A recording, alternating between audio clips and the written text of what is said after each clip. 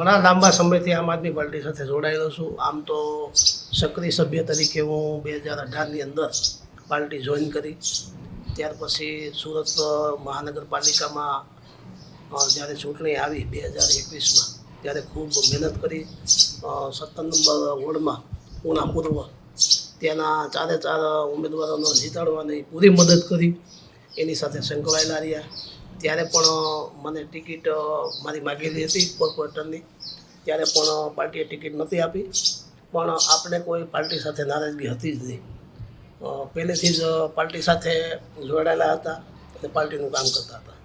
ત્યાર પછી લોકડાઉન પછી જ્યારે ગામડે આવવાનું થયું ત્યારે પાર્ટીના આદેશથી કે ભાઈ તમે ગ્રામ્ય વિસ્તારમાં પાર્ટીને મજબૂત કરો એવું અમને કહેવામાં આવ્યું. ત્યાર પછી જ હું અહીંયા ગામડે રોકાયેલો છું અને પાર્ટીને ખૂબ મજબૂત કરી. ત્યાર પછી જ્યારે ભૂપત ભાયાણીને ટિકિટ આવી ત્યારે એને તન મન ધનથી ખંભે બેહારીને એને જીતાડ્યા હતા. એની પાછળ આર્થિક માનસિક શારીરિક ખૂબ મહેનત કરી હતી. ત્યાર પછી એના રાજીનામા પછી ગોપાલભાઈ ઇટાલી આવ્યા. તો ગોપાલભાઈ ઇટાલીને પણ અમે સર્વસ્વ સ્વીકારી લીધા હતા, ખંભે બેસાડી જીતાડી દીધા હતા. અને હવે મારા વિસ્તારમાં કાલસારી જિલ્લા પંચાયતમાં મેં ખૂબ મહેનત કરી. છેલ્લા 10 મહિનાથી મનોજભાઈના માર્ગદર્શન હેઠળ એના આદેશ અનુસાર મેં ખૂબ મહેનત કરી. મનોજભાઈનું જે કાંઈ આદેશ આવે એને શિરોમાન્ય કરી 36 કલાક કે 72 કલાકમાં પાર્ટીનું કામ પૂર્ણ કરવાની મેં નેમ લીધી હતી કે પાર્ટી વધારે મજબૂત થાય અને મારું કામ જોઈ અને બીજી સીટના કાર્યકરો પણ ઉત્સાહમાં આવે એવું મેં સતત કામ કરેલું હતું.